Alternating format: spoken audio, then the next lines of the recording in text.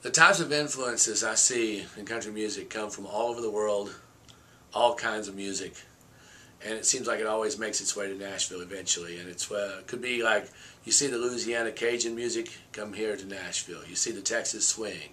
You see the California country, the Eagles, how it influences Nashville. Nashville is kind of like the melting pot for all creative people. Australians are doing great here. Canadians. There's people from Japan. There's people from Russia. One of my favorite guitar players is Ilya Tusinsky from Russia. He's fantastic. Plays on lots of sessions. Yes, lots and lots of people from all over the world come here. South Africa writers have #1 songs. I think a young singer, when they come to town, should have their own thoughts for a while. And I think they should always have their own thoughts, except for the fact that they should go out and see if their own thoughts are going to change by the way they're influenced by what other people are doing. I think it's real important that you realize that your career is based on what you do and how you feel about what you're doing and what you get out of life by living that kind of life. But on the other hand, if you really want to make it as an artist, you got to be in the market. And by saying that, I mean, like, if you were to go to Mexico without speaking Spanish and try to get around, it's not going to be easy. So there's kind of a language going on in Nashville, and I think you kind of have to learn that language a little bit. But now one of the keys to that, though, is to not be like everybody else with that language, but to take what you learn in Nashville and then apply it to what you do and use everything as a tool. It's like going to music school and learning a lot about music. It only helps you when you get into a bind to be more creative and more exciting with your songs and with your showcase and with your artist, your own career.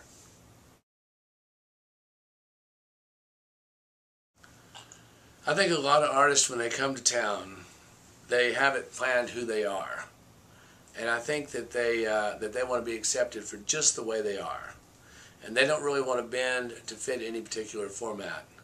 And I have to think about artists like Alanis Morissette, who didn't really have a format till she came out that a format was created for her. I'm not sure that there was a format for Shania Twain until she came out. So I think that a lot of artists, they come into town and they just want to be exactly who they are. It reminds me of a guy one time that was a disc jockey, and he was depressed all the time, and he talked really low and soft. And the program director said, "Man, you got to liven up a little bit." And he said, "Man, I'm just trying to be myself." And the program director looked at him and said, "Man, you need to find a new self." So I would say that you need to be the best you can be. And there's a lot of people that are really talented that aren't going to make it in this town. I always think of Allison Taylor, one of my favorite singers, that just never could quite fit into the mold of what Nashville was. And she fought it and resisted it so hard, where I think if you went and got the record deal with something that was true to your heart, I'm not saying don't be true to your heart. There's a lot of great music out there. If you don't like country music, this is not the place for you. But, if you don't like fiddles, maybe it's not the place for you. Or if you don't like mandolin, but, man, mandolin, fiddle, steel, all those are beautiful instruments, and they can be played the way that you're going to like it. So get in there and learn what it is about what makes it country, what makes it fit in this format. At the same time, keep true to yourself and find great songs, because great songs really fit all formats, I think. The types of showcases I've been to have been country, pop, rock, rap. Recently I just saw a band that has a little kind of a Black Eyed Pea country thing going on with it. The length of a showcase should be, to me, is 6 to 8 songs, and no more than, I noticed that a lot of people will do an album release party and it's 10 to 12 songs. And along about song 8, it seems like people start getting a little bit more confused about what's going on. It seems like the first 2 or 3 songs, people really start getting into it, and you just start feeling like it's happening. And all of a sudden it's over, it's 6 songs, and they want to hear more. And I think that's one of the keys, is to have people leave wanting to hear more and saying, "Hey, can you bring me back some more songs? I want to hear more of what's going on with this artist." I think when you're choosing a band and deciding what kind of band you're having for a showcase, I think that you should try to find a really good band, because I think that most people, when they watch you, they're influenced by everything about the show. And although I have seen people get record deals from just going up on stage and singing with a guitar vocal by themselves, I've seen a lot of different producers look at that a lot of different ways. If one way doesn't work, I would try another showcase later on with something else. It seems to me like if you take that one moment where the band stops and you sit down by yourself and play a song on the guitar, and then the band comes back on, if you know you're going to kill the crowd, that's a magical moment that says you can do that. It's kind of like the award show that time when somebody canceled at the last minute, and they called Travis Tritt, and he came out and sang Any More on the award show and knocked everybody out. Those kind of moments are just like, I mean, I think labels would be really impressed by something like that, and the public as well. I have seen all kinds of new stuff coming to town. I've noticed that a lot of rockers are coming here. Recently, there's the blues guy, Jimmy Hunter. He's amazing. 15, he comes to Nashville. He hears out there, this is the place to be a writer. This is where you go. This is a songwriter town. And every format, every kind of music needs great songs. And without great songs, I just don't I think what's going on in LA now is that they've gotten to where, oh, the band can write the song, we'll get a track guy, we'll make it sound good, and nobody's going to care. Well, people do care, you know, and you can see the sales decline when the songs aren't great. And when the song is great, you can see people lined up for days to buy tickets for the shows. And I think that Nashville has a lot of rockers that are here, a lot of track guys that are here now. They have a lot of all kinds of formats. One of my good friends came here from New York to go to school at Vanderbilt to study music because she wanted to be a songwriter and she knew this was the place.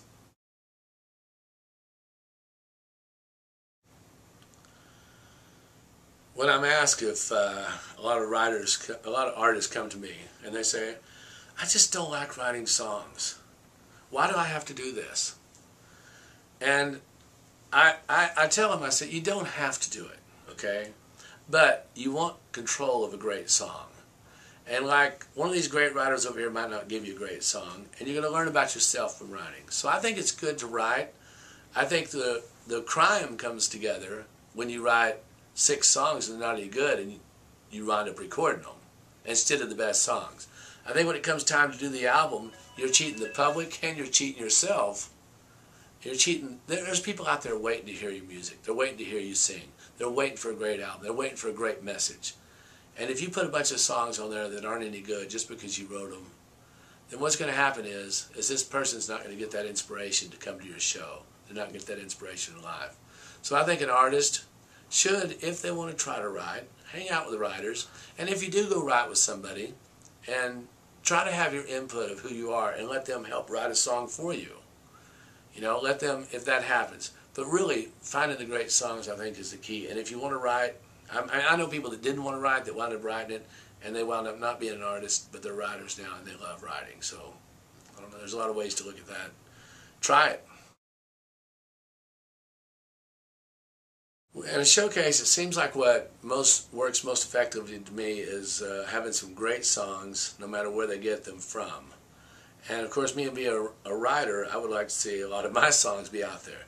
Now, there's a lot of A&R people and a lot of producers now that believe that that artists should be writing more of their songs, and they should have more input on what their artist career is about. And they'll see somebody like Taylor Swift or Toby Keith doing exceptionally well that way, and they'll think that everybody can write their own songs, when the truth is that may not exactly be true.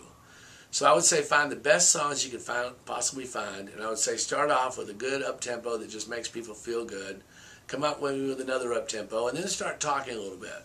And then maybe play a ballad that's really good, and then some more good songs, and then the last song I would do something that's almost spiritual with a good range. It really shows what you can do as an artist. If you play fiddle, if you play guitar, or if you sing your butt off, then make sure that song shows that as a climactic end to your showcase. When you walk away, people go like, wow. And the last memory of what you did is that. Knocked them out.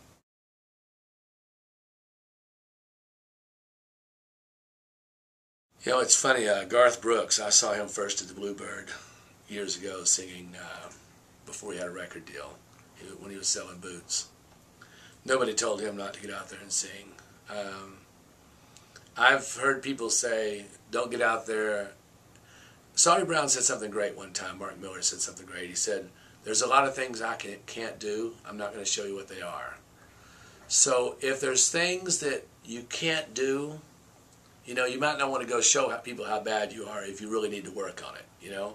But I think that, honestly, I think it's something that people will see the changes and respect the changes. I think they'll respect seeing you out there trying to learn how to play the guitar, and then all of a sudden they'll come see you and you can play the guitar. They'll respect seeing you not being able to sing real good, and then all of a sudden they'll come see you sing real good.